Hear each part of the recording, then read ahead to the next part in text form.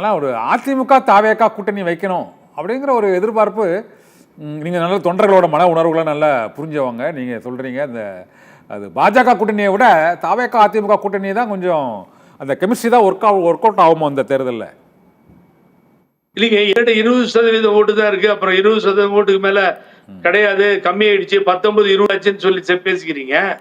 இப்ப அதுல எவ்வளவு பர்சன்டேஜ் ஓட்டு தாவேக்காவுக்கு போகுதுன்னு தெரியாது.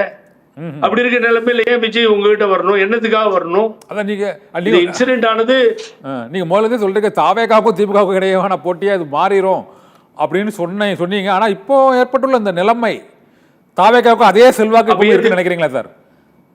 அப்ப கரூருக்கு முன் இருந்த செல்வாக்கு கரூர் நெரிசல் சம்பவத்திற்கு பின்னரும் தாவேக்காவுக்கு அதே செல்வாக்கு அப்படியே நீடிக்குதுன்னு நினைக்கிறீங்களா சார்? இல்ல சார், இப்ப உங்க டிவில பாருங்க, வனவிலங்கு வரவிழா வண்டியை காமிச்சிட்டு இருக்கீங்க. இப்ப நான் என்ன சொல்றேன், அந்த வண்டியில் நின்றுகிட்டு தாவேக்கா கொடி ஜோரா பறக்குதுன்னா அப்ப முதலமைச்சர் சப்போஸ் இந்த கூட்டணி எல்லாம் சேர்ந்து ஆட்சிக்கு வந்தா முதலமைச்சர் விஜய்க்கு கொடுத்துருவாரா எடப்பாடி பழனிசாமி? அதை அவர் ஒத்துக்கிட்டாருன்னா விஜய் அதுக்கு ஒத்துக்குவாரு. அப்ப ஒரு விளையாட்டுத்துறை அமைச்சரா வேணா பழனிசாமியே ஒத்துவாரு விஜய், அதுக்கு ஒத்துக்கிறாரு அவரு? இந்த கெமிஸ்ட்ரி நல்லா இருக்கு இல்ல? இப்ப நான் கேக்குற கெமிஸ்ட்ரி ஏங்க, நீல இந்த கொடி ஜோரா பறக்குதுங்கிறீங்க, உங்க கொடி டவுன் ஆயிடுச்சுங்கிறீங்க. அப்ப முதலமைச்சர் அவரு தான், நீங்க விளையாட்டுத்துறை அமைச்சர், ஒத்துக்கிறீங்களா? இதுக்கு ஒத்துக்கிறீங்களா? இந்த கெமிஸ்ட்ரிக்கு கண்ணன் சொன்ன மாதிரி ஒத்துக்கிறீங்களா? விஜய் முதலமைச்சர், விளையாட்டுத்துறை அமைச்சர் எடப்பாடி பழனிசாமி இந்த அதிமுக தாவேக்கா கூட்டணி வந்து சேருவதற்கு வாய்ப்பு இருக்குன்னு சொல்றீங்க, அப்படிதான்? இவர் ஒத்துக்கிட்டு நான் வந்து இப்ப ஒரு படத்துல கூட வடிவேலு படம், அந்த படம் தியாகு குதிரையில வருவாரு, புலிகேசி, 2ஆம் புலிகேசி. அத கடைசியா போர் வரும்னு பார்த்து வருவாரு, போர் வராது. அவர் வெள்ளைக்குடி காமிச்சிட்டு வந்து காலில் விழுந்துருவாரு. யாரு? வடிவேல். அந்த சீன்ல காலிலே விழுந்துட்டா விடுறா வாடான்னு வாபஸ் போயிடுவாங்க. அது மாதிரி ஒரு வேலையை தான் சார் செய்யல ஏடிஎம்கே. எல்லாரும் ஒட்டுமொத்தமா போய் விஜய் வீட்டு முன்னாடி நின்று, ஐயா உங்க அலையன்ஸ் வேணும், நீங்க வேணும், நீங்க இருந்தாதான் நாங்க கட்சி நடத்த முடியும், ஆட்சிக்கு வர முடியும் அப்படின்னு எல்லாம் ஊர்வலமா போய் நாதஸ்வரம் வச்சு விஜயை கேட்காத ஒண்ணுதான் பெண்டிங் இருக்கு. மீதி எல்லாமே நடக்குதே கண்ணன். நீங்க அங்க இருந்து ஜம்ப் ஆயிட்டீங்கப்பா கோர்ட் கேஸ்ல இருந்து.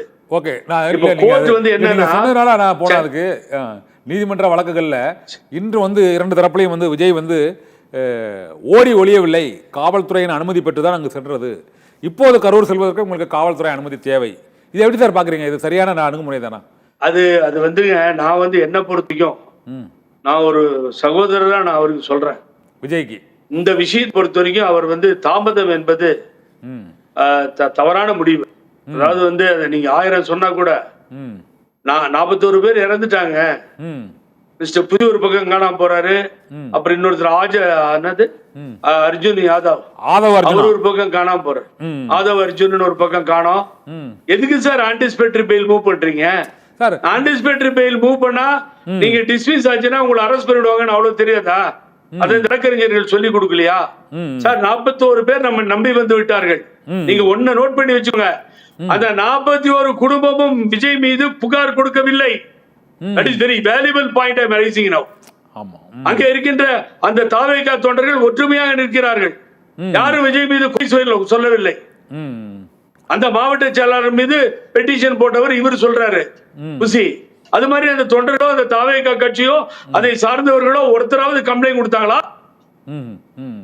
ஆனா அப்படிப்பட்ட உயிரோட்டமுள்ள கட்சிக்காரர்களை நோக்கி விஜய் அவர்கள் இவ்வளவு நேரம் போயிருக்க வேண்டும்.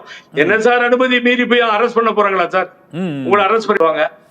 அந்த உயிரை விட நம்ம அரெஸ்ட் முக்கியமா சார்? நமக்கு அந்த மக்களை நேரடியாக பார்க்க போக வேண்டும். நாடு தெரிஞ்சுக்கிட்டுமே உடல்னு திருச்சி ஏர்போர்ட்ல இறங்குறோம், தடுத்து நிறுத்துது அரசுன்னு சொல்லிட்டோம். என்னத்துக்கு பர்மிஷன் கேக்குறீங்க? முதல்வர் அன்னைக்கு நைட்டு விடிய போனாரு, யார் பர்மிஷன்ல போனார்? அவரு ஒரு முதலமைச்சர் போகிறார், சட்டம் இடம் கொடுக்கிறது. அப்ப ஒரு கட்சி தலைவராக இருக்கின்ற நீங்கள் போவதற்கு எந்த சட்டம் இடம் கொடுக்கவில்லை, எந்த கோர்ட் தடுத்து நிறுத்தும்? என்ன பிரச்சனையோ அன்னைக்கு நைட்டே போயிருந்தா ஒரு கூட்டம் ஏறி இருக்கும், ஆஸ்பத்திரியில் ரகளை ஆகும், இன்னொரு 10,000 பேர் ஏறி மறுபடியும் பிரச்சனை ஆகலாம். ரைட்டு, அது விட்டு 2 நாள் கழிச்சு அவர் போயிருந்தா அவருக்கு நல்லதா முடிஞ்சிருக்கும். இன்னும் மேலும் அவருடைய செல்வாக்கு அதிகரித்திருக்கும். இந்த உயிரை இழந்த அந்த குடும்பங்கள் இன்னும் ஆறுதல் அடைந்திருக்கும். இதுதான் இதுல உண்மையத்தான் நான் பார்க்க வேண்டிய பார்வை, அரசியல் பார்வை அதுதான். அங்கே அவர் போயிருக்க வேண்டும். அந்த மக்களோடு கலந்திருக்க வேண்டும், தன்னுடைய தோளோடு தோளாக அந்த உடல்களை சுமந்து செலுத்த வேண்டும். ஒரு சாதாரண விஷயம் இல்லைங்க. தன்னை பார்க்க வந்தவர்கள் இறந்து விட்டார்கள். எவ்வளவு ஆர்வமாக வந்தவர்கள் என்பது எனக்கு தான் தெரியும். அந்த ஆஸ்பத்திரியை சுத்தி சுத்தி வந்திருக்கார். ஆகவே தமிழ்நாடு அரசை பொறுத்தவரை அங்கே ஒன்றே நடக்கவில்லை என்று வாதம் செய்வதை விட இத்தனை வழக்குகள் மத்திய புலனாய்வு துறைக்கு சென்ட்ரல் பியூரோ ஆஃப் இன்வெஸ்டிகேஷன் கொடுக்கப்பட்டது போல இந்த வழக்கையும் ஒரே செகண்ட்ல முடிச்சிட்டு போங்களேன்.